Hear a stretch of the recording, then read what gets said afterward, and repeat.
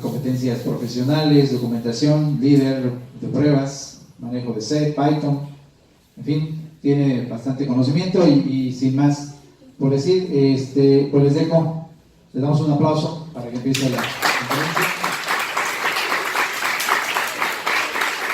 Gracias, buenos días. Pues mi nombre es Andrés Morano, como pueden ver, vengo en representación de General Electric. Ingresé en General Electric en el 2008, después de haber trabajado para Encontrac, que es una empresa que se dedica a la localización de autos por GPS. Trabajé en Kellogg's, pero era outsourcing por eCorp, y estuve trabajando en estas dos empresas la mayor parte del tiempo programando. Entro a General Electric, pero antes de comenzar me gustaría platicarles un poquito de lo que es General Electric. Como pueden ver en la imagen, nosotros trabajamos para el motor del avión. Mucha gente puede confundir todo el motor o referenciarlo como la turbina del avión. La turbina es una pequeña parte nada más. Todo en conjunto es realmente el motor, es como si tuvieran ustedes su carro. La turbina es como si tuviéramos un turbo en un carro. ¿Sale? Ahora, ¿qué es GE? General Electric opera alrededor del mundo en 180 países, aproximadamente con 300,000 empleados, 44,000 de ellos en el área de aviación. Yo soy uno de esos 44,000. GE es el proveedor a nivel mundial de motores de avión. Su principal competidor es Rolls-Royce, no sé si han escuchado de Rolls-Royce. Otro es Pratt & Whitney. Y no solamente de motores de avión, sino también de aviónica, de poder eléctrico, de sistemas mecánicos. Muchos de estos sistemas mecánicos se diseñan aquí en Querétaro. No sé si han escuchado hablar de General Electric Infrastructure Querétaro, en el refugio. Ahí es donde me encuentro yo físicamente. Se dan servicios. Existen varias, por llamarlo, agencias, en donde cada aerolínea o cada manufactura de aviones tiene un contrato con GE para poder llevar su avión a servicio. Cada ciertas horas, cada ciertos vuelos, llevan su avión a servicio para hacerle cambio de piezas, para verificar que todas las piezas estén trabajando bien. Aquí hay tres puntos importantes. El primero es, cada 2 segundos despega un avión con motores de GE. Esto es alrededor del mundo. Imagínense la cantidad de motores que hay. Ahora, hay otro punto, 65,000 motores fueron instalados hasta el 2016. Se espera que para el 2020 se instalen 75,000. Entonces, esa cifra de cada 2 segundos puede disminuir. GE también está innovando en materiales, en cerámicos y en aditivos. ¿Esto para qué? Para poder hacer los aviones más ligeros, bueno, el motor del avión más ligero, para que gaste menos combustible y sobre todo, pues ahorrarle una buena lana al cliente. Voy a ponerles un video de lo que es GEQ.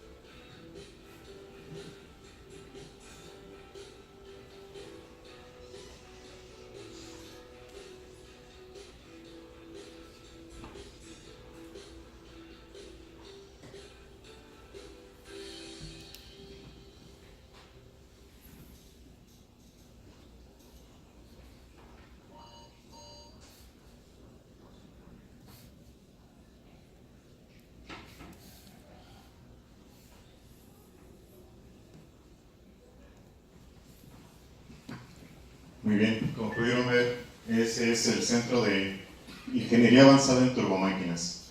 Así comenzó inicialmente. Ahorita ya todo el mundo, bueno, la mayoría de la gente lo podemos conocer como GEQ, que es General Electric Infrastructure Querétaro. Y ahora, ¿cómo comenzó mi carrera? Empecé como ingeniero de software en agosto del 2010. Mis principales actividades eran verificación. ¿Por qué verificación? ¿O por qué ingeniero de software? Realmente también es llamado tester.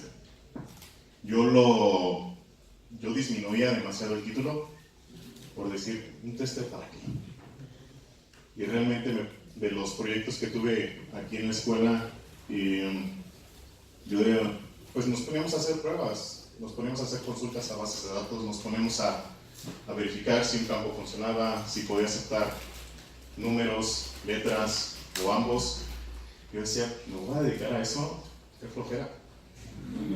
Sí, no. Y cuando estuve en las primeras entrevistas me estuvieron platicando de lo que hacían y yo dije, no, pero pues no. O sea, yo estaba muy negativo ante las actividades. Y muchas de ellas son revisión de código y pruebas unitarias. Revisión de código, pues tienen un programa en C desde 10 líneas hasta 1000, 2000 líneas y es revisar uno por uno, una línea por línea. ¿Para qué? Hace rato lo mencionaba el director, porque va en un avión, porque van vidas humanas y si se cae, nuestro nombre va ahí. Porque como son pruebas unitarias, nosotros somos responsables de esa prueba. Nuestro nombre va ahí, nosotros firmamos, nosotros decimos, yo lo probé y yo estoy seguro de que eso funciona. Y no solamente de que funciona, sino también de que hace lo que el desarrollador me dijo que hacía. No es nada más, me voy a poner a hacerlo y ya. Y en un inicio, pues sí me topé con pared, y por eso esta imagen refleja un poquito de lo que yo viví. Cuando tenía buen código, pues nada más eran unas cuantas reacciones, y cuando el desarrollador no seguía los lineamientos, eran un poquito más.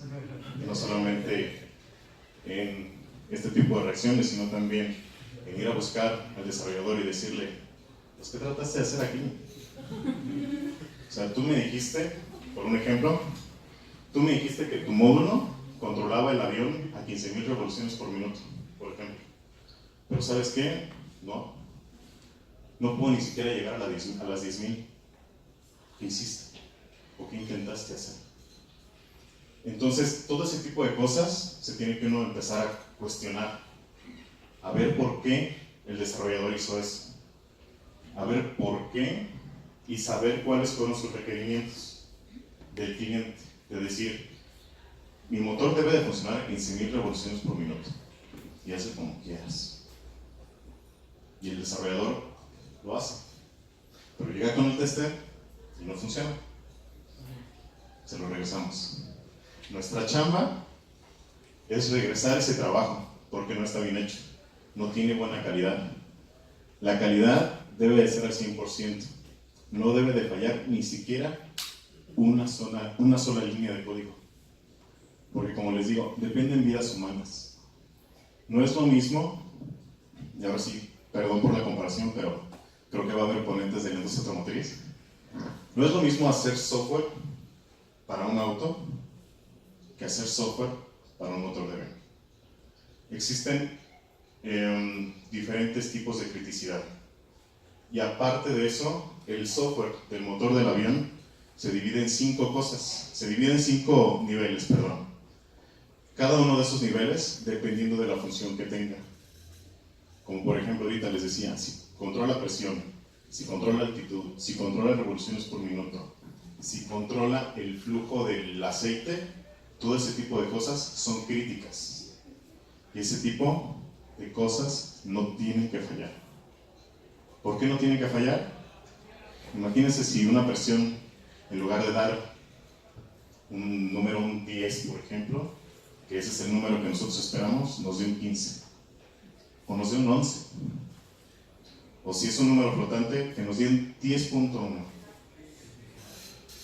Y ya no quiero exagerar porque si nos vamos a 10.0001, está mal, porque debe llegar a 10. Si el programa permite un valor más, ahí está mal. Y toda esa es nuestra chamba. Nosotros como testers lo tenemos que hacer. En primera, cuando llegué a esto, me dijeron, Adrián, tienes que chutarte todo este tipo de documentos. Dicen, ¿para qué? Pues para que sepas cuál es tu chamba, para que sepas cuál es el impacto de tu chamba y sobre todo, pues en dónde va montado, ¿no? Y la siguiente es, pues ¿dónde va montado? Y va montado en esa pequeña caja. Esa caja se llama FADEC, que es el acrónimo Full Authority Digital Engine Control. ¿Sí saben lo que significa? Es la autoridad digital para el control del avión, para el completo control del avión. Aquí, como podemos ver, tiene este tipo de entradas. Estas entradas llegan los arneses, que esos arneses se van hacia todo el motor del avión, como les decía ahorita, a checar temperaturas, a checar presiones, a checar flujos, y toda esa información llega al FADEC, a esa cajita. Nuestro software va dentro de ahí. Es como si tuvieran, o como cuando se le dice, no, la computadora del carro. Pues esta es la computadora del motor del avión. Estas imágenes las pueden ver en cualquier, en internet, las pueden ver en páginas como Safran. ¿Conocen Safran? ¿No? Safran está en el Parque Industrial Aerotech, junto al aeropuerto. Ahí está Safran, está Bombardier, está Airbus, y están un par más. Safran es una de las compañías que en conjunto con GE hacen estos motores. GE hace esa parte, entre otros componentes, pero nosotros, bueno, me incluyo yo, me dedico a ese tipo de información, a ese tipo de trabajo, a checar con mis demás compañeros que todo esto funcione correctamente.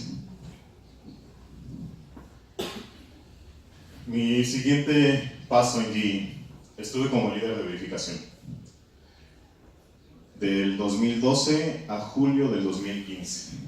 Dentro de estas actividades era administración de proyectos, soporte técnico y trabajar directamente con las personas de Estados Unidos. ¿Qué tipo de soporte? Dar soporte a mis compañeros que apenas empezaban a hacer actividades de verificación. Porque al momento de que yo paso como ser líder de software, yo tengo el conocimiento técnico de decirles a ellos, tú vas a probar este módulo hace tal cosa y tienes que asegurarte que no haga otra cosa más. Tienes que asegurarte que solo eso haga. Si hace otra cosa más, repórtalo, regrésalo, cueste lo que cueste. ¿Vale? La siguiente. Estar en GE me llevó a una asignación. Esta asignación fue de agosto del 2015 a febrero del 2016. ¿Qué tipo de asignación? Me mandaron a trabajar a Estados Unidos, 6 meses. ¿Para qué? Para aprender sobre el ciclo de vida completo de software. Para aprender sobre los procesos, sobre la documentación que se tiene que entregar y el cliente. Aquí estoy poniendo algunas imágenes. ¿Alguno de ustedes conocen una de estas imágenes? ¿Sí? Airbus, Bombardier, Boeing. ¿Qué otra? ¿Se has escuchado de esa? ¿Qué has escuchado? Muy poco, solamente que es como lo que administra todos los aviones en Estados Unidos. Ok. De hecho, Babi, tu respuesta, no solamente eso, sino también es la que se encarga de que cualquier aeronave vuele bajo ciertas regulaciones. En nuestro caso es hacia aviones comerciales. Y la Federal Aviation Administration es en Estados Unidos y parte de Latinoamérica. La EASA, que es European Authority in Aviation Safety, Esta es en Estados Unidos y quisiera decir parte de Asia, pero es muy limitado en esos países. Bombardier, Airbus, Boeing. Boeing es una de las empresas más grandes que manufactura aviones. GE trabaja prácticamente en todos. ¿Se han escuchado hablar del motor que se compró nuestro presidente? El Dreamliner. Ese trae motor GE. Así que imagínense. Y ese motor, puedo decir con orgullo que sí me tocó trabajar para ese motor. Y fue muy satisfactorio porque, como comentaba también nuestro director, llega el momento de que nos llegan a nosotros noticias. Oye, tal avión falló. Oye, tal avión se estrelló. Oye, tal avión se cayó. ¿Por qué? ¿Por qué suceden ese tipo de acontecimientos? Y son cosas que nosotros tenemos que checar. Cuando estaba por salir ahora sí a servicio el Dreamliner, se detectaron problemas de congelamiento.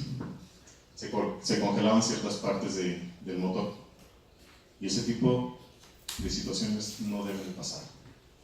Imagínense a 30,000 pies de altura y que se empiece a congelar el motor. Si de por sí, no sé quién haya tenido oportunidad de viajar en avión y una pequeña turbulencia y ya no se anda. ¿No?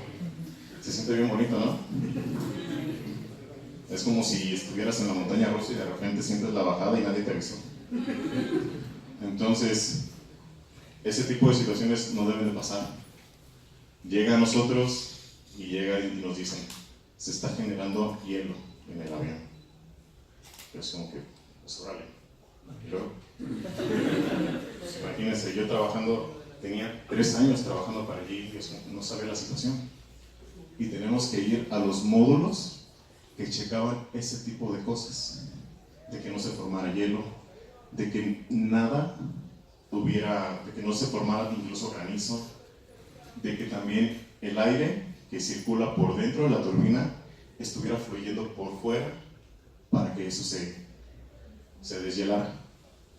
El mismo motor del avión produce el aire acondicionado que va dentro del avión. No lo sabía. ¿Es porque el aire de afuera estaba gélido?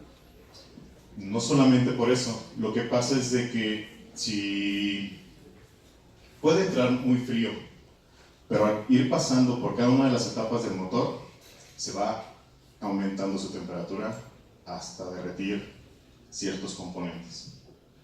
Como les comentaba al inicio de la presentación, GE ya está usando cerámicos, que son más resistentes al calor, por lo mismo. Porque el mismo calor son temperaturas de hasta 2000 grados centígrados dentro del motor del avión. Esa temperatura pues tiene que estar distribuyendo dentro del avión hacia otras partes que están frías. Por ejemplo, cuando va iniciando el vuelo, todo el aire que va entrando es aire a temperatura ambiente. Pero ya a la altura de 30,000 pies no va a estar a temperatura ambiente, va a estar bajo cero siempre. Entonces, todo eso se tiene que estar circulando dentro del motor del avión para que no exista este tipo de eventos. Dentro de esta imagen, dentro de estas imágenes tenemos Comac. Comac es una empresa china y les puedo decir que yo soy el líder de software para el motor de esa turbina. Aquí en Querétaro, ya al día de hoy, tenemos el líder de software para Airbus. Se está haciendo entrenamiento para tener al líder de software de Boeing y esperemos que el año que entra ya tengamos el líder de software aquí para Bombardier. Entonces, imagínense la importancia que tiene el trabajo que estamos haciendo aquí en Querétaro. Y ahora sí puedo decir también con orgullo, muchos de mis compañeros, muchas de las personas con las que yo trabajo, somos egresados de aquí. Que no les dé miedo levantar la mano. Que no les dé miedo decir, yo puedo y yo sé hacerlo. Porque sí se puede. Este es el motor del avión. Mejor dicho, este ya es todo el avión. qué es un motor o qué es ser líder de software para un motor de avión? ¿Qué se imaginan?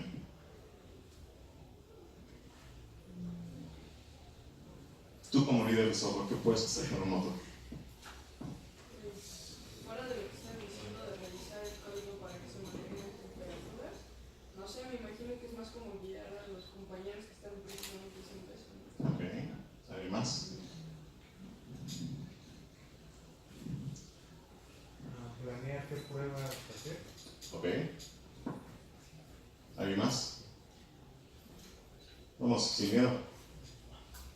Venga. ¿No? Ayúdame con la siguiente, por favor. A todo esto nos dedicamos como líderes de software. ¿Han escuchado hablar del ciclo de vida del software? Saben que hay diferentes tipos. O cada empresa adecua un modelo a ellos mismos.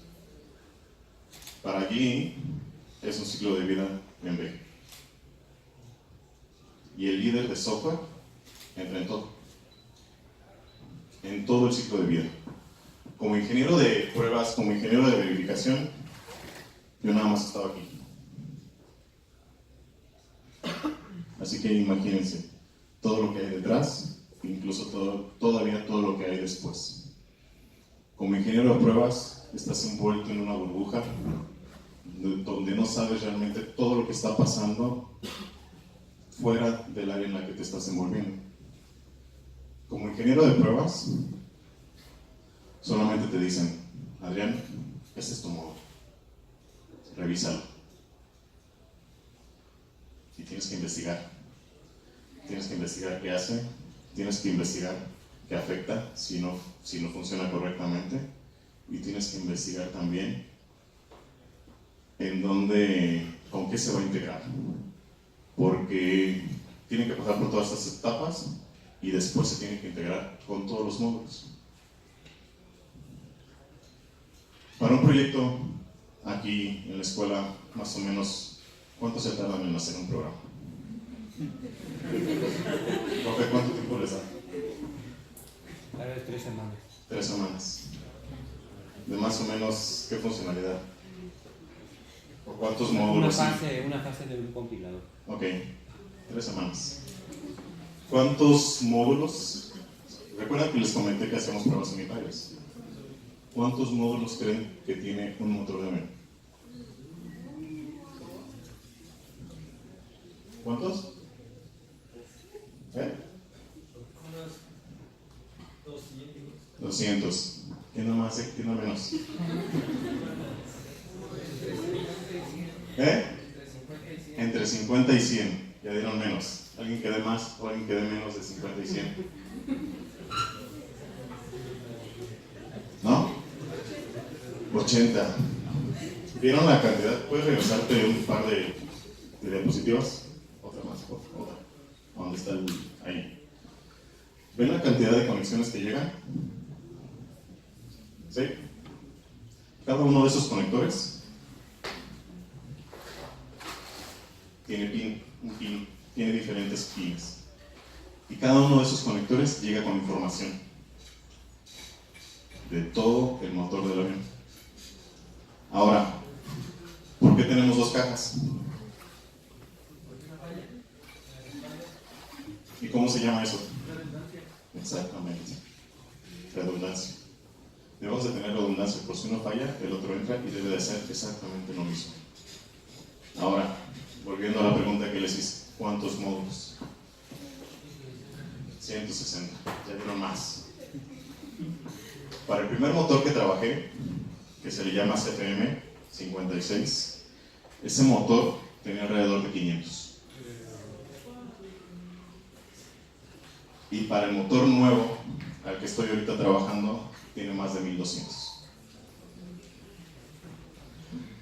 Muchos de estos módulos se encuentran diseñados y desarrollados en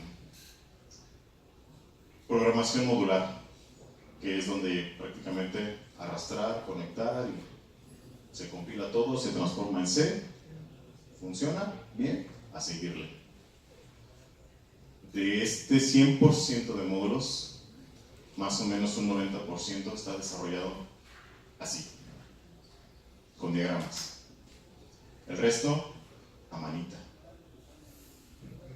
Y es código C. ¿Ya se los olvidó programar o ya no está programando en C? Entonces, imagínense, programar en C. Hay gente que es mecánica, hay gente que es eléctrica, hay gente que es electrónica, mecatrónica, y no siguen lineamientos, no siguen estándares para programar en C. Ni siquiera saben lo que es Mishra C. ¿Ustedes sí saben? ¿Lo que es qué? Mishra C. ¿No? Mishra C, en pocas palabras, es el estándar para programar en C. Manda diferentes lineamientos como si tuviéramos estatutos, para decir, si falla esto, lo tienes que arreglar a fuerza. Si tienes una falla de este tipo, lo puedes pasar, pero es bajo tu riesgo. ¿Sale? Mishra C te va diciendo qué tipo de programación tienes que hacer y cómo la debes ir haciendo, incluso hasta el espaciado, cómo poner tus viñetas, cómo poner incluso tu declaración de parámetros, si va a ser 1 por línea, 2 por línea, tienes que dejar tabulador, un montón de cosas de diseño, no solamente de programación. Entonces, este tipo de personas no conocen eso y ustedes tienen que enseñarles. Ustedes al entrar allí tienen que aprender, tienen que enseñarles y se tienen que hacer ustedes los expertos, porque vuelvo a lo mismo, seguridad. Ustedes son los que le van a dar seguridad al motor. Son 2 cajas que controlan. Aparte de estas 2 cajas, ¿creen que exista algo más que ayude a controlar el motor?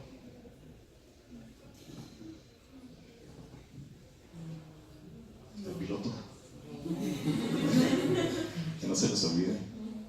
Al piloto le pueden llegar muchas señales de estas 2 cajas.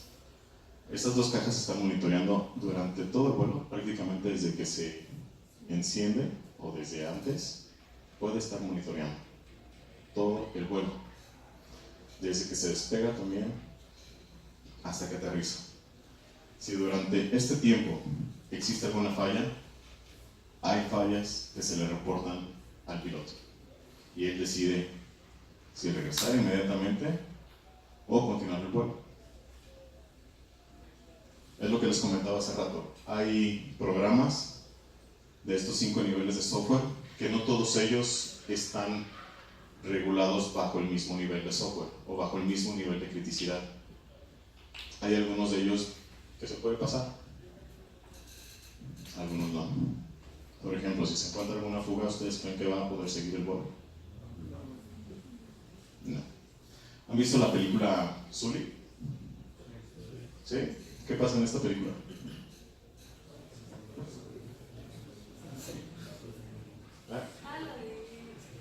¿Cuál digo? Sully. Esa es la que... No, esa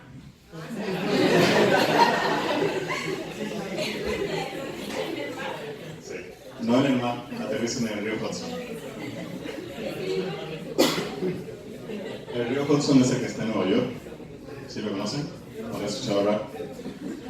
Esta fue una eventualidad que sucede. Una parvada de patos invadió las 2 turbinas. ¿Sí? Los que la han visto recuerdan de ella. Invadió las 2 turbinas. Entonces empezaron a incendiarse los motores, los 2. Ahorita en la imagen del motor, si quieres vámonos a la imagen del avión. Ahí por favor. En esta imagen podemos ver que este avión tiene 2 motores nada más. Hay aviones que tienen 4. El avión de ese incidente tenía 2 y las parvadas de pájaros invadieron los 2. Entonces, imagínense, todo ese tipo de señales también llegan al flight deck, le llegan al piloto y el piloto lo estaban interrogando o lo estaban acusando de haber aterrizado en el río Hudson y haber puesto en peligro la vida de las personas. Cuando le estaban diciendo que pudo haber regresado al aeropuerto a aterrizar sin ningún problema.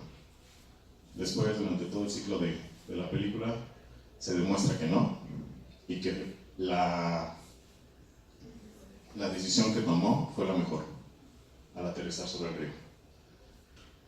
Hay información que se monitorea, hay información que le llega al piloto.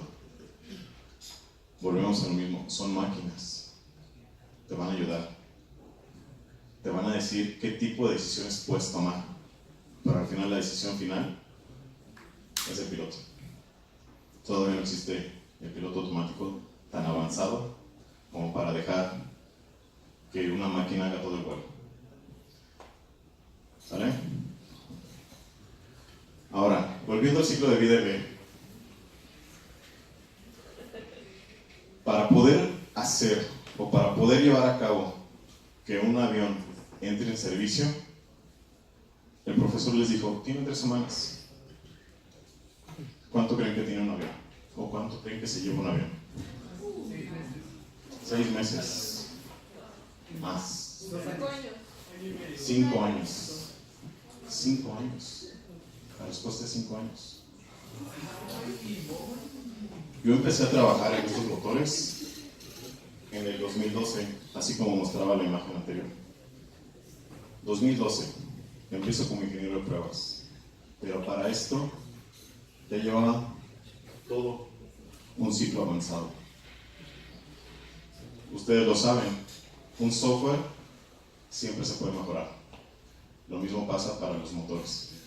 No la primera versión que se libera no es ni la mejor ni la más óptima. ¿Funciona? Sí. No va a generar ningún problema, también, pero no es la mejor. ¿Por qué digo que no es la mejor? Porque siempre se pueden optimizar cosas. Si hace rato yo les estaba diciendo, ¿saben qué? Tenemos que ahorrar combustible. Tenemos que verificar que nuestros componentes no se dañen tanto. El motor, el software, también hace ese tipo de trabajo. Entonces, desde planeación, desde que dicen, por ejemplo, desde que llegó cliente Comac y dijo, ¿sabes qué, GE? Quiero un motor con estas características. ¿Sí me la puedes dar? Y empiezan cierto tipo de negociaciones. Cada año en Francia hay un evento que se llama Air Show, en donde todas las empresas manufactureras de aviones llegan ahí, se presentan, dicen cuáles pueden ser los nuevos proyectos y los venden. Así pasa con Comac. Así pasa para poder empezar todo el ciclo de un motor de avión. ¿En dónde empieza más la chamba de un ingeniero de software? Desde la definición de requerimientos. Toda la planeación es a más alto nivel. Todo ese tipo de planeación se lleva en altos mandos, donde checan dinero, principalmente, ven presupuestos, y de ahí empieza a bajar toda la información hacia nosotros. Requerimientos. Les comentaba hace rato. Llega a Comac y dice, ¿sabes qué? Quiero un motor que me aguante un avión para 500 personas. Entonces GE debe de saber qué potencia debe tener, a qué velocidad debe de girar el fan, qué combustible va a estar consumiendo, entre otra infinidad de cosas. Ahí es donde están todos los requerimientos. Después de esa información, una vez que todos los requerimientos están definidos, vamos al diseño. Vamos con los desarrolladores. Y como les dije, este desarrollo es principalmente hecho por personas de mecánica, que conocen cómo funciona cada parte, que conocen de un combustor, que conocen de una turbina, que conocen del flujo de combustible, que conocen de presiones. Un ingeniero de software te lo puede programar, pero no va a ser el experto en la funcionalidad. Es por eso que ingenieros mecánicos principalmente lo hacen. Ingenieros eléctricos, cuando se trata de todo lo eléctrico del avión. Por ejemplo, el avión sí tiene baterías, pero una vez en vuelo, esas baterías entran nada más como un respaldo. La principal fuente de energía también es el motor. No es, pues, como les decía hace un momento también, el aire, la energía, incluso si quieres aire caliente, aire frío, todo eso viene del motor. No es nada más de unas pequeñas baterías, bueno, ni tan pequeñas, que tiene el motor o que tiene el avión. Viene el diseño, se implementa. Una vez implementado, se manda a los ingenieros de software y les dicen, chécame estos módulos. Oye, pero pues dime en qué estuvieron basados o cuáles fueron tus requerimientos. Y en base a eso, nosotros también hacemos las pruebas y les decimos si está bien, no está bien, tienes estas fallas, arréglalo, tu diseño no está bien. No solamente es escribir el código, también es ver que si hicieron un diseño desde un diagrama de flujo, hay que verificar eso. La integración. Esta integración no solamente es mi módulo contra tu módulo, o mi módulo con tu módulo, o mi módulo con el módulo de todos ustedes. Imagínense que todos somos desarrolladores y vamos a contar toda nuestra chamba. Eso sucede. Para el equipo con el que estoy trabajando actualmente, somos alrededor de 70 personas. Y como líder de software, tienes que coordinar a todos. Como líder de software, yo les digo, hasta se me hace un poco chusco, no le reportas a nadie, pero nadie te reporta. Pero a la vez, tú eres el responsable de que todo funcione. Suena confuso, pero pues es la realidad de un ingeniero de software. ¿Por qué? Porque tú eres el experto, porque tú eres el que debe de conocer.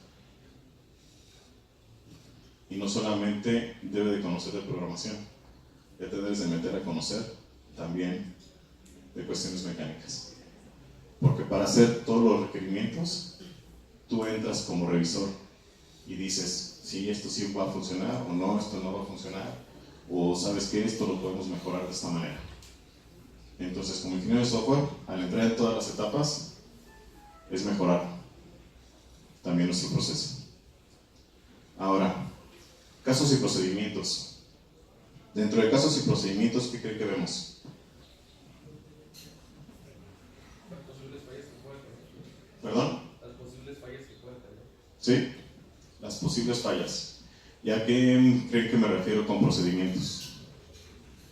Lo que se tiene que realizar en caso de que haya una falla. Exactamente, no solamente en caso de que haya una falla, sino también, ahora sí nosotros le llamamos como el camino feliz, de que todo funcione correctamente y digamos, funciona. Que si le meto, que hacia mí me dijeron, ¿sabes qué? Tu avión debe de ir a 15.000 revoluciones por minuto, yo le meto un 15.000 y funciona. Pero ¿qué pasa si le meto un 15.000 uno? ¿Vale? Debería de fallar, ya no funciona. Y esperamos que falle. Y tiene que fallar. Si no falla, lo tenemos que regresar. Ahora imagínate el costo que tiene, si ya estamos en casos y procedimientos, el costo que tiene volver a regresar hasta requerimientos o diseño.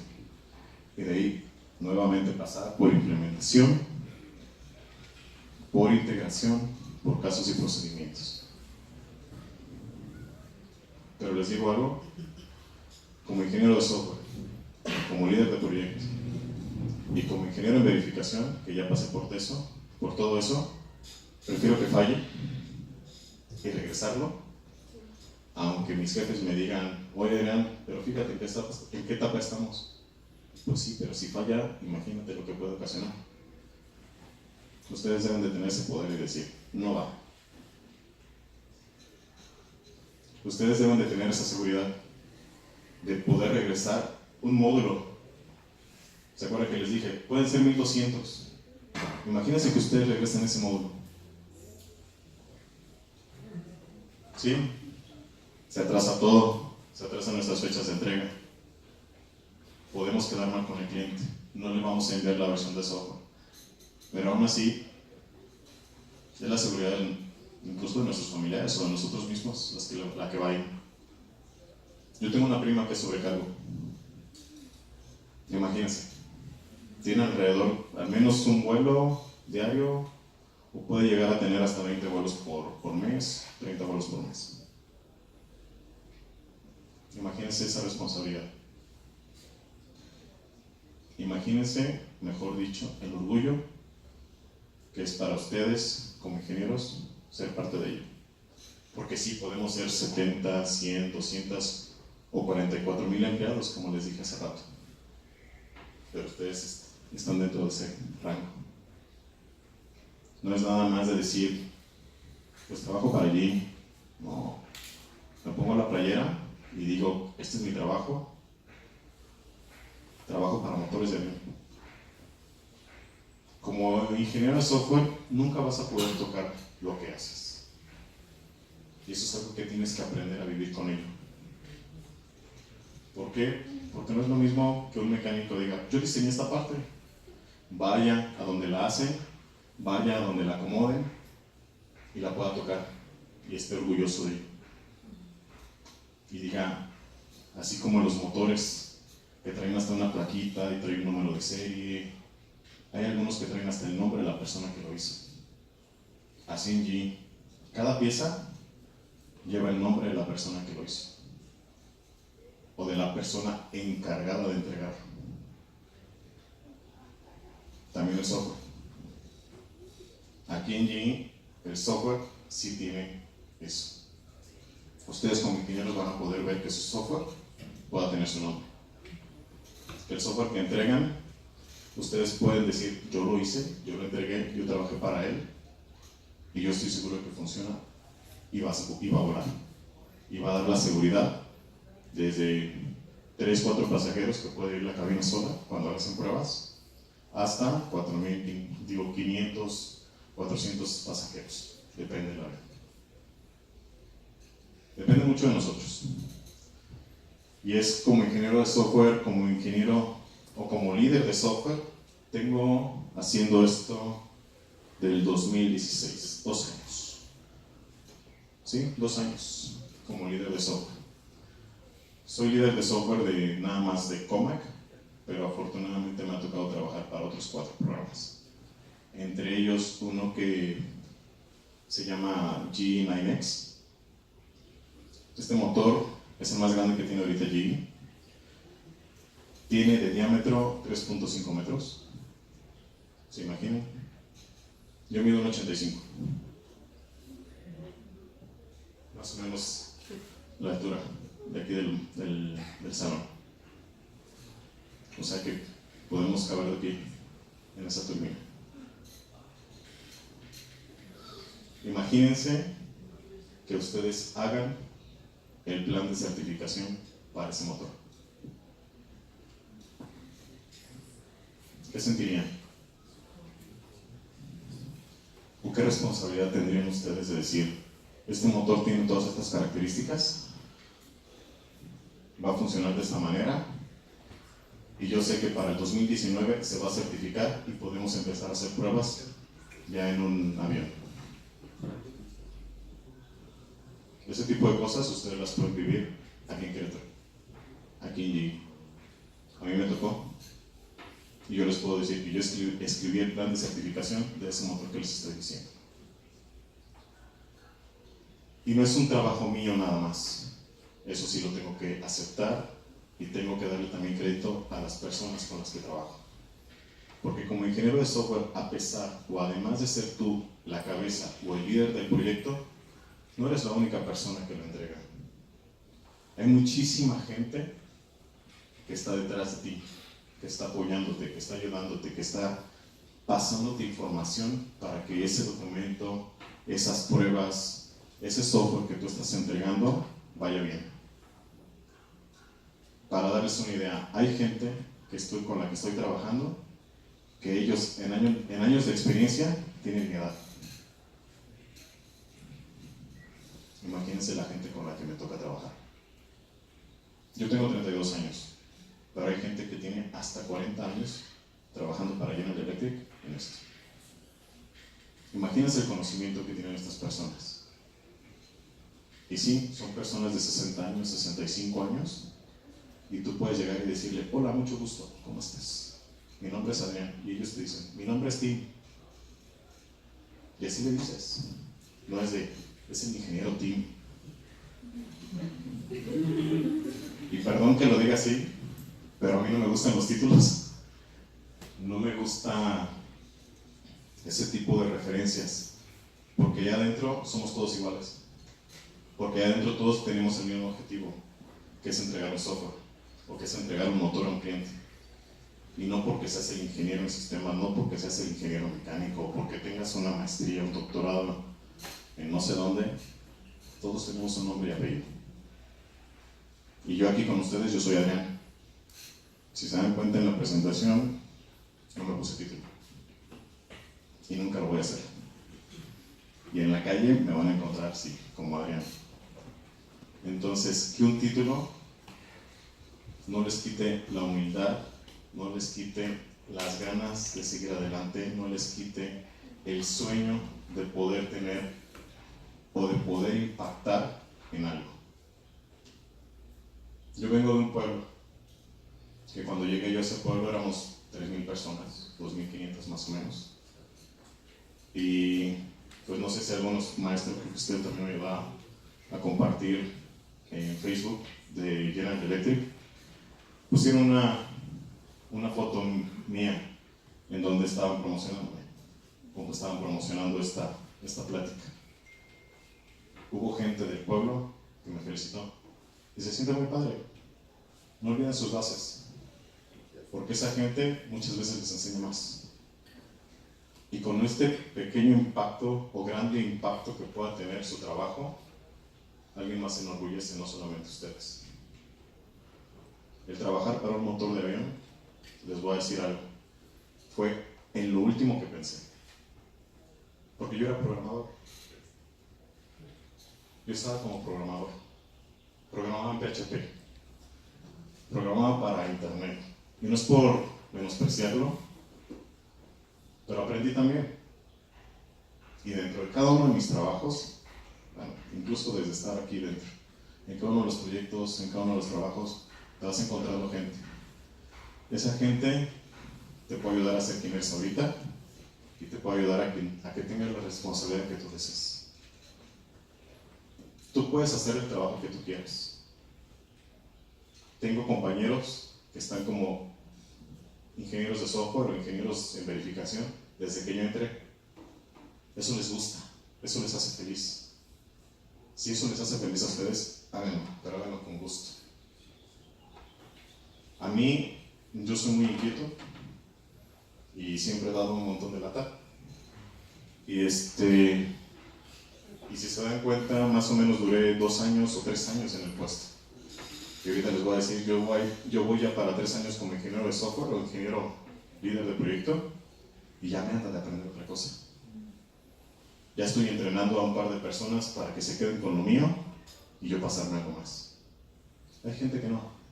Y no está mal, háganlo, les va a dar muchas satisfacciones. ¿Sale? Por favor.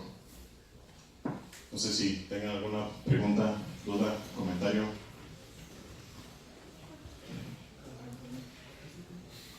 Sí. ¿Cómo fue que fuiste aprendiendo todo lo de mecánica y todos esos conceptos? Todos esos conceptos de mecánica. Mira, estoy en una empresa donde la mayoría de las juntas que tengo son por teléfono o son en videoconferencia. Como te comentaba hace rato, afortunadamente aquí en Querétaro ya tenemos las personas que hacen ese tipo de diseños. Yo soy mucho de contactarlos, tenemos un chat interno, yo soy mucho de contactarlos y preguntarles, ¿dónde te sientes? Y voy, bajo, a ver, explícame por qué hiciste esto. Yo soy mucho de hacer eso, del contacto físico todavía con la persona, de saber, oye, por ejemplo, ¿cómo te llamas? Alessandro. ¿Alessandro? Yo soy mucho de, hola, mucho gusto, Alessandro, soy Adrián, estoy trabajando en esto, veo que tú estás trabajando en este diseño o que desarrollaste esta parte del motor, dime por qué la desarrollaste así. ¿Sí? Hay incluso, la mayoría de ustedes ya llevaron clases de electrónica, con puertas lógicas, and, ORs. todo ese tipo de cosas también los vemos nosotros. Entonces desde ahí tienes que empezar a preguntar, oye, ¿por qué pusiste un AND? ¿Por qué todas estas entradas? ¿Qué significa cada una de estas entradas? Es, como te digo, siempre he sido muy inquieto, siempre he sido de preguntar, porque no me gusta hacer un trabajo y no saber en dónde impacta. Por eso en uno de los slides les puse, ¿y mi trabajo dónde va? ¿Sale? ¿Alguien más pregunta? ¿En algún momento de tu carrera pensaste que ya, por ejemplo, ya trabajando en donde trabajas ahora mismo en los aviones o en algún otro lugar o inclusive aquí mismo en la escuela, te planteaste que esto tal vez no era lo que querías hacer? Sí. ¿Cuántas veces?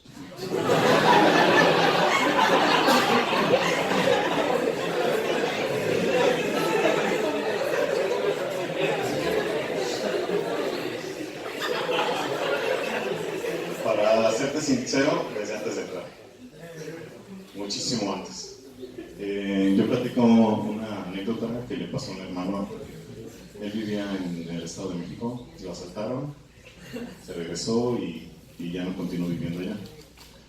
Eso a mí me marcó porque yo quería ser ingeniero automotriz. Y antes de querer ser ingeniero automotriz, yo quería ser ingeniero en matemáticas.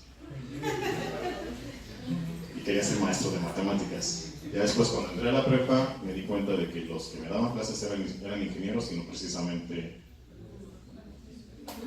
maestros. Y dije, puedes tener una ingeniería. Y ahí fue cuando ya empecé yo a tener contacto con las computadoras y dije, puedo automatizar cosas. Y entonces dije, pues vamos a estudiar ingeniería de sistemas. Y te voy a ser sincero, estando aquí, muchísimas veces todavía me lo pregunté. Y trabajando, mi primer trabajo no fue el mejor. ¿En qué aspecto? Por los colaboradores que tenía.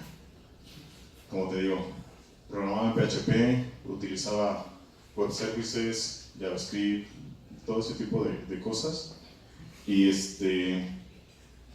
cuando yo llegaba con algún compañero, oye, ¿cómo puedo hacer esto? Oye, ¿qué utilería puedo utilizar para hacer esta funcionalidad? Yo estuve migrando un programa de Visual Basic a PHP y muchas cosas que en Visual Basic están, en ese entonces no estaban en PHP, entonces pues tenías que estarle rascando. Y al tener ese tipo de trabas con mis compañeros de que no querían compartir su conocimiento, no sabes que a mí me decían, no, esto no es lo mío. Y yo te voy a ser sincero, incluso aquí hay algunos maestros que me dieron a mi clase, yo para programar nunca fui bueno. Y de que entré allí, tengo 8 años en GE. Si he programado en estos 8 años 100 líneas de código, son muchas.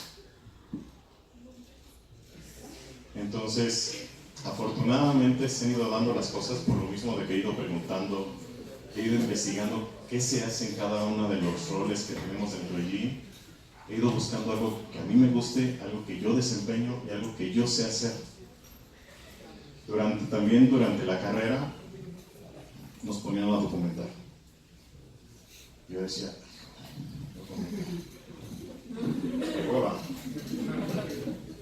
Y todo el mundo llegamos, y hay muchos compañeros que yo también tenía, como muchos de ustedes pueden serlo, bien duchos para programar. Y eran los primeritos, o sea, el maestro apenas estaba diciendo, tienen que hacer esto. Y perdón por la expresión, pero ¿por qué lo estaba haciendo? Y yo me quedaba así de, no, espérame, déjame menos entender qué es lo que quiero.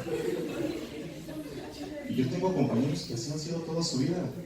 Ni siquiera llegan a escribirlo, porque yo era de llegar a escribir y decir, a ver, quiere esto, debe tener esta funcionalidad, ¿cómo lo voy a hacer? Y si me decían, es que va a ser en C, híjole, en C, pues déjame investigar. O en me acuerdo que hicimos un programa en Visual Box y dije, ay, joder, ¿y esto cómo se mastica? Entonces, hay de todo. Yo les voy a ser sincero, ahorita la mayoría de mi trabajo es hacer documentación. Y de la documentación es de donde más he aprendido yo. Porque a mí me dan un documento, Adrián, ten. Yo como que, ¿y esto qué es? Y en GE, como en muchos otros trabajos, se manejan acrónimos, pero hasta por debajo de las piedras. Y hay un montón de acrónimos, y hay un montón de cosas que la gente intuye que tú ya sabes. Y entonces, pues no lo conozco. Y los documentos es donde más he aprendido. Y de los documentos, por ejemplo, si te puedes regresar un par de slides, por favor. Otra. Ahí. Los documentos se entregan para las agencias que regulan, para la FAA y para la EASA. Imagínense la gente que revisa tu documento. Eso sí les voy a decir, es en inglés. Todo es en inglés. Por eso hasta mi presentación es en inglés. Para no perder la costumbre. Entonces, sí, de que me lo pregunté a diario muchas veces. Y ahorita ya no me lo pregunto. Ahorita ya nada más ejecuto. Y me gusta. En cuanto al lenguaje que se llega a utilizar, ¿qué es más común que pueda utilizar o qué es más liviano en ese aspecto? ¿C, Python, Java? ¿Qué sería lo más apropiado? Te voy a ser sincero, uno de los principales motores que tiene GE, que tiene más de 40 años funcionando, es programación en C. Y ahorita, por ejemplo, les comentaba yo, todos los módulos que hacen los mecánicos, eléctricos, mecatrónicos y todos ellos, es modular. Es de, arrastro, pego, conecto, vámonos, ya acabé. Pero todo eso se transforma así, al final de cuentas. Entonces, para nosotros, el más seguro, el más liviano, el que ocupa menos memoria, porque incluso eso tenemos que checar cuánta memoria se está utilizando, y tenemos ciertos rangos. Si estamos excediendo el rango, algo está mal y tenemos que volver a rediseñar todo, prácticamente. Entonces, sí, ya sé. ¿Alguna otra pregunta? Sí. ¿A qué le darías más peso? ¿A las technical skills o las soft skills? Mira, te voy a comentar algo. Tengo compañeros que tienen, aquí en GE, el centro de ingeniería tiene más o menos 18, 19 años. Tengo compañeros que son muy técnicos. Y tengo compañeros que son tan técnicos que no saben enseñar. Y aparte de que no saben enseñar, no tienen ese tacto con la gente de decirle, oye, lo estás haciendo mal. O no simplemente lo estás haciendo mal, sino es llegar y decirle, puedes mejorarlo de esta manera.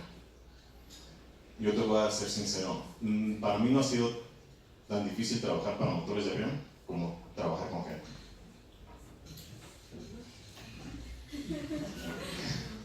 Y les voy a comentar algo ahorita. Tengo dentro de los 50, 60 personas que somos trabajando para este motor, ahorita, hay una mujer que es rusa. Entonces esta mujer es la persona más terca y necia que he conocido en mi vida. Cada junta empieza con su acento ruso en inglés, decirme, es que Adrián, eso no lo estamos haciendo así. Pues, perdón, si no lo estás haciendo así, lo estás haciendo mal. Entonces, tú eres el dueño del proceso.